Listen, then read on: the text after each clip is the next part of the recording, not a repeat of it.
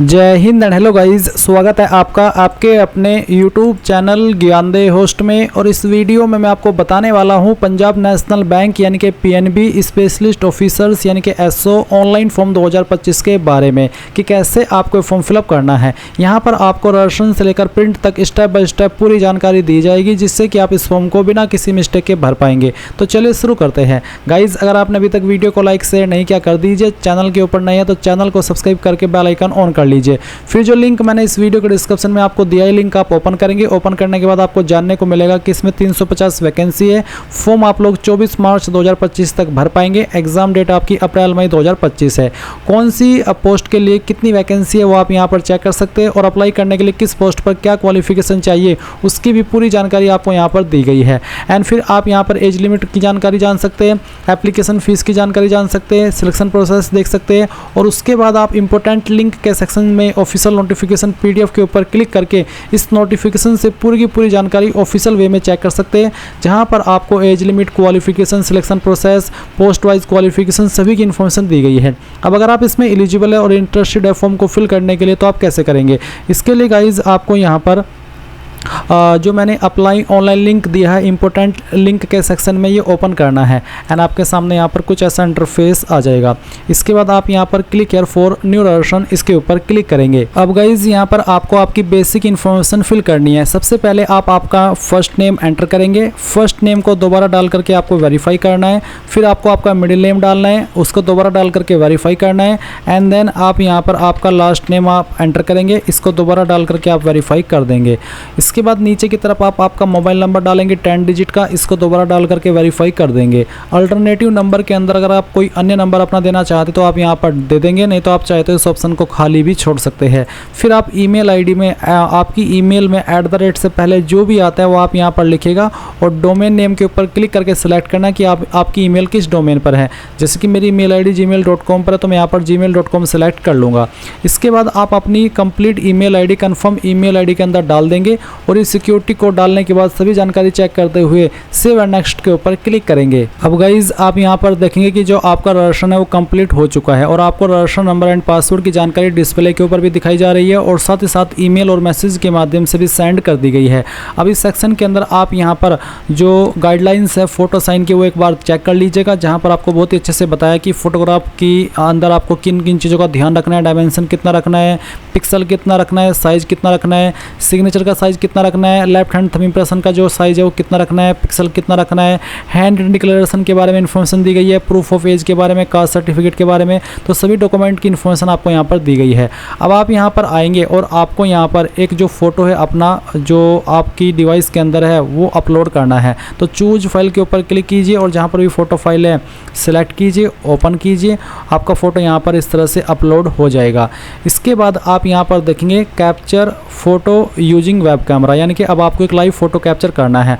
अगर आप फॉर्म को मोबाइल से भर रहे हैं तो आप ये स्कैन जो आएगा आपके पास स्कैनर, इसको स्कैन करके अपलोड करेंगे। तो चलिए मैं यहाँ पर अपना लाइव फोटो कैप्चर करता हूँ। जैसे ही आप आपका फोटो कैप्चर कर देंगे वो आपको यहाँ पर कैप्चर इमेज के अंदर देखने को मिलेगा। अगर आपको देखने को मिल रहा है कि सही से नहीं आ रहा है तो आप इसको अगेन भी कैप्चर कर सकते हैं। फिर आप यहाँ पर टिक कर देंगे। उसके बाद में आपको आपका जो सिग्नेचर है वो सिलेक्ट करना है, यानी कि सिग्नेचर की फाइल आपको अपलोड करनी है। तो सिलेक्ट कीजिए, ओपन कीजिए, यहाँ पर टिक कर दीजिए, और फिर आपको नेक्स्ट के ऊपर क्लिक करना है। अब गाइज आप यहाँ पर बेसिक डिटेल के अंदर सबसे पहले आपकी पोस्ट ग्रेड सेलेक्ट कर लेंगे कि आप कौन सी पोस्ट पर अप्लाई कर रहे हैं। तो चलिए वो सिलेक्ट कर लीजिए। उसके बाद में आती है कास्ट कैटेगरी, तो जो भी कास्ट कैटेगरी है SC ST OBC WS UR यानी कि जनरल, वही आपको यहाँ पर सेलेक्ट कर लेनी है। तो जो भी आपकी कास्ट कैटेगरी वो आप यहाँ पर सेलेक्ट कर लीजिएगा। इसके बाद में यहाँ पर आएगा are you a person with benchmark disability of 40% and above, यानी कि क्या आप विकलांग हैं और आपकी विकलांगता 40% या उससे ज़्यादा है। अगर हाँ तो यस, नहीं तो आप नो करेंगे। फिर नीचे की तरफ आएंगे और आपको एक और ऑप्शन देखने को मिलेगा कि are you a person with specified disability covered under the definition of section 2S।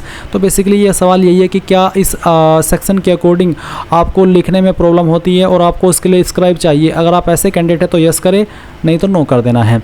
फिर एक और सवाल है कि are you a child family members of those who died in 1984 revolt, यानी कि क्या आप उस फैमिली से बिलोंग करते हैं जो कि 1984 दंगे के अंदर मारी गई थी। अगर हाँ तो यस, नहीं तो आप नो करेंगे। आपका रिलीजन कौन सा है वो रिलीजन आप यहाँ पर सेलेक्ट कर लेंगे। फिर क्या आप रिलीजियस माइनॉरिटी कम्युनिटी से बिलोंग करते हैं, अगर हाँ तो यस, नहीं तो आप नो करेंगे। इसके बाद क्या आप एक्स सर्विसमैन है इंक्लूडिंग ECOs और SSCOs, अगर हाँ तो यस, नहीं तो आप नो करेंगे। फिर सवाल आता है कि नेशनलिटी सिटीजनशिप, तो इसमें आप इंडियन सेलेक्ट कर लीजिएगा। इसके बाद आप देखेंगे enter any 2 ID card detail, तो आपको यहाँ पर कोई एक 2 ID देनी है, जैसे कि पैन कार्ड, वोटर कार्ड और आधार कार्ड, इनमें से 2 ID आपके पास होनी चाहिए। तो चलिए मैं पहला पैन कार्ड सेलेक्ट करता हूँ। फिर आपने जो भी ID सेलेक्ट की है पहले नंबर पर उसका नंबर डाल देना है। सेकंड ID जो आपने सेलेक्ट की है फिर आपको उसका भी नंबर यहाँ पर डाल देना है। इसके बाद state UT to which centre of examination belong, तो कौन सी स्टेट से आप अपना सेंटर रखना चाहते हैं वो स्टेट आपको सेलेक्ट कर लेनी है, और फिर किस सिटी के अंदर रखना चाहते हो सिटी भी आपको सेलेक्ट कर लेनी है। इसके बाद पर्सनल डिटेल आएगी, तो आपका डेट ऑफ बर्थ आपको यहाँ पर सेलेक्ट करना है, पहले डे फिर मंथ और उसके बाद में आपका ईयर। फिर आपको आपका जेंडर सेलेक्ट कर लेना है। फिर पूछेगी कि आप जुड़वा भाई बहन हो, अगर हाँ तो यस, नहीं तो आप नो कर देंगे।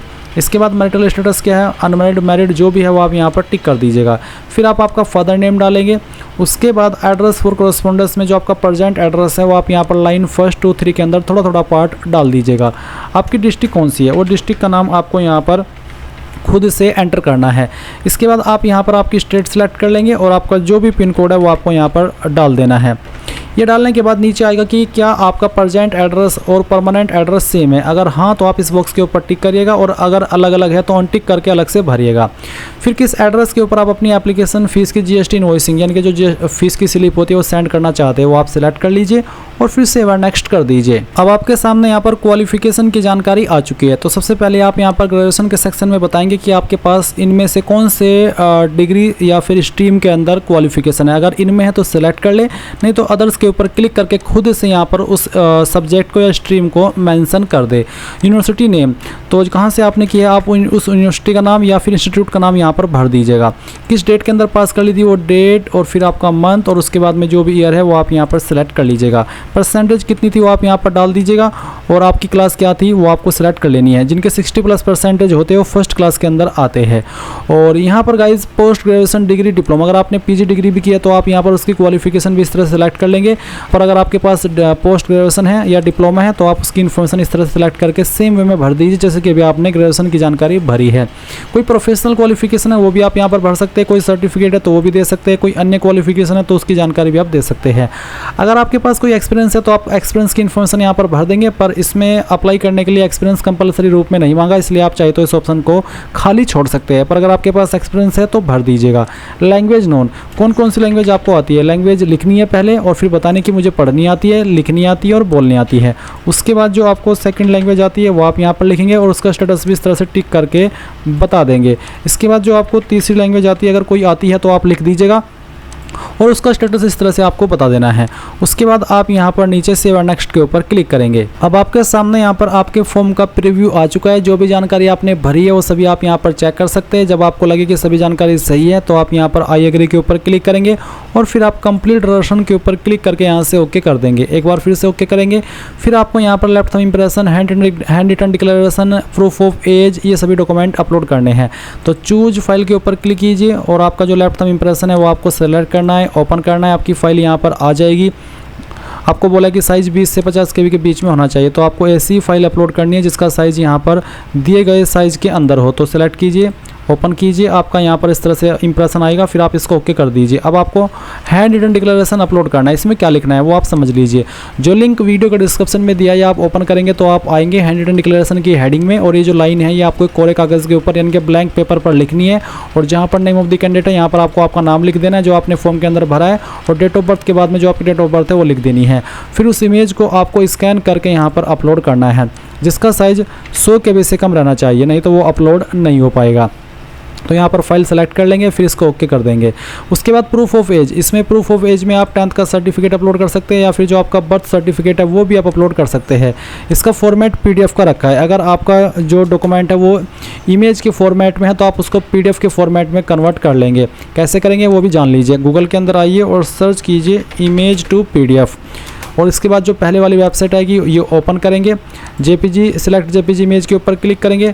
जहाँ पर आपकी 10th की मार्कशीट है वो आपको यहाँ पर सिलेक्ट कर लेनी है। ये जो सर्टिफिकेट जिसमें कि आपका डेट ऑफ बर्थ मेंशन हो और फिर आप यहाँ पर ओपन करेंगे, कन्वर्ट टू PDF कर देंगे। ये फाइल आपकी PDF के अंदर कन्वर्ट हो जाएगी।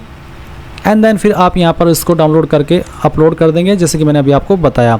उसके बाद एजुकेशनल क्वालिफिकेशन डॉक्यूमेंट, यानी कि जो आपके सर्टिफिकेट है, जैसे कि 10वीं का, 12वीं का, आपकी ग्रेजुएशन की मार्कशीट है, पोस्ट ग्रेजुएशन की मार्कशीट है, सभी को आपको सेम फॉर्मेट का इस्तेमाल करके जो मैंने अभी बताया है एक PDF के फॉर्मेट में कन्वर्ट कर लेना है और फिर वो फाइल आपको यहाँ पर अपलोड करनी है। उसके बाद सिक्योरिटी कोड डालना है और सेव एंड नेक्स्ट कर देना है। इसके बाद आप यहाँ पर देखेंगे पेमेंट, तो जो आपकी कैटेगरी के ऊपर फीस एप्लीकेबल है वो आपको देखने को मिलेगी। आप ये सिक्योरिटी कोड डालने के बाद सबमिट करिएगा। सबमिट करने के बाद यहाँ से ओके कीजिएगा और अब आपको पेमेंट के मेन पेज पर ट्रांसफ़र किया जाएगा। आप आपकी एप्लीकेशन फ़ीस यहाँ पर ऑनलाइन माध्यम में जो यहाँ पर आपके सामने आएंगे, इनमें से किसी भी माध्यम का इस्तेमाल करके जमा कर पाएंगे। जैसे ही आप आपकी एप्लीकेशन फ़ीस जमा कर देंगे तो ही आप अपने फॉर्म का फाइनल प्रिंट आउट ले पाएंगे। अभी वेबसाइट थोड़ी स्लो काम कर रही है, इसलिए पेमेंट का ऑप्शन सही से ओपन नहीं हुआ। मे भी आपके सामने ये और एरर ना आए और आप देखेंगे इस तरह का इंटरफेस आ जाएगा। आप fees, credit card, debit card, internet banking, wallet, cash card, QR, यानी कि इनमें से जिस माध्यम का इस्तेमाल करना चाहे कर सकते हैं। जैसे फीस जमा हो आप अपने फॉर्म का फाइनल प्रिंट आउट ले पाएगा। और इस तरह से गाइज आप लोग PNB SO ऑनलाइन फॉर्म 2025 को भरेंगे। आई होप ये प्रोसेस आपको पसंद आया होगा। So thanks for watching. जय हिंद।